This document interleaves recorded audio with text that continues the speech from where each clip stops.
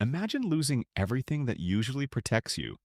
No money, no support, no perfect plan, no external tools to rescue you. At that moment, there's only one weapon left: your brain. Not your circumstances, not your connections, not your luck, your mind.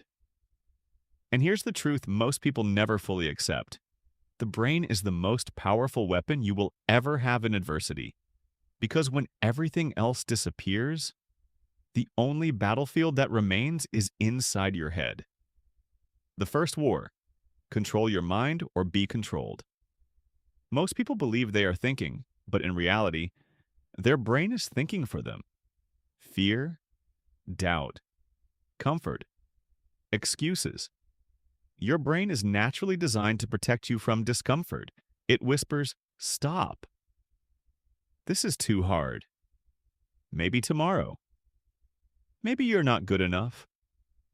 And if you do not learn to control your brain, it will control you, your decisions, your limits, your identity. Mental control is not optional for people who want to succeed through adversity. It is survival, because the difference between those who break and those who rise is not strength. It is control of the mind under pressure. Failure is not the enemy. It is the rewiring process. Most people see failure as a signal to quit, but the brain sees something different.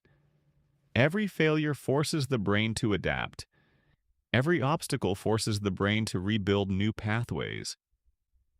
Every time you continue after failure, you are literally rewiring your mind. Think about that. Resilience is not a personality trait. It is a trained neurological response. The brain learns through repetition. If you quit repeatedly, your brain learns avoidance. But if you persist repeatedly, your brain learns strength. Failure is not destroying you. It is building the architecture of resilience inside your mind. Hardship must become your new normal. Most people try to escape discomfort, but the strongest individuals do something very different. They normalize hardship. They stop asking, "Why is life so difficult?" Instead, they accept, difficulty is the baseline. When hardship becomes your normal state, pressure stops feeling like pressure. Pain stops feeling like punishment. Struggle stops feeling like failure. It becomes training. And suddenly the things that break other people become the things that strengthen you. Obsession changes the brain. Casual interest does not change a life. Obsession does. When someone becomes fully immersed in a goal, their brain starts reorganizing around it. Their thoughts change. Their habits change. Their identity changes. When you think about something constantly, your brain begins filtering reality differently. You see opportunities others miss. You tolerate pain others avoid. You push further than you believed possible. Complete immersion forces the brain to adapt to your ambition. The mind eventually becomes the tool of the mission, turning pain into power. Pain is usually seen as a signal to stop. But what if pain could be reframed? Every athlete knows something powerful. The moment when the body says, "I can't," often comes before the real limit. Pain is information. Fatigue is information. Brokenness is information. When you reinterpret these signals, they stop being enemies. They become fuel. Your struggles become stories of strength. Your scars become proof of endurance. Your broken moments become the foundation of resilience. Harnessing the body's emergency power. Inside your body is a powerful biological system called the sympathetic nervous system.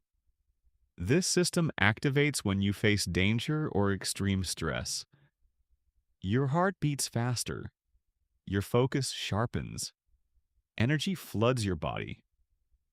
Most people experience this only in emergencies, but high performers learn to channel this energy deliberately. Instead of letting stress paralyze them, they let it ignite them. They use pressure as an accelerator. Fear becomes focus. Adrenaline becomes performance. The same energy that makes some people panic can make others unstoppable. Peace comes after the fire.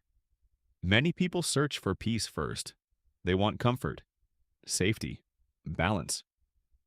But real peace is not found before struggle. It is found after it. True peace comes after.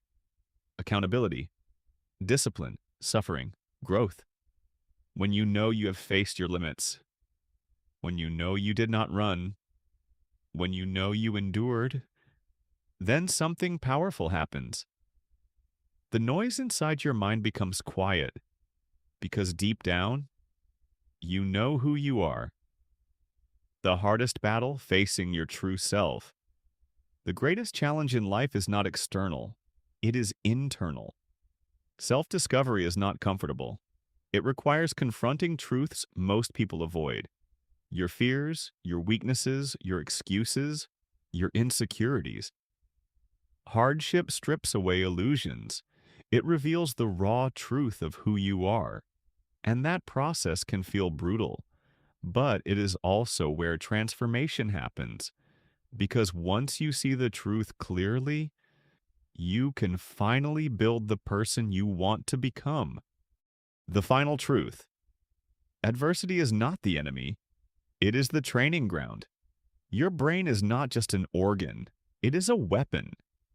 A weapon that becomes sharper through failure, pain, pressure, persistence. The people who rise in the hardest conditions are not the lucky ones.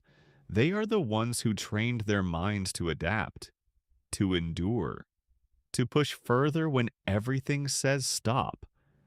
And eventually, the struggle that once felt unbearable becomes the force that defines their strength. Because in the end, when tools disappear, when support fades, when circumstances collapse, the one thing that remains is the mind you built. And that mind can carry you through anything.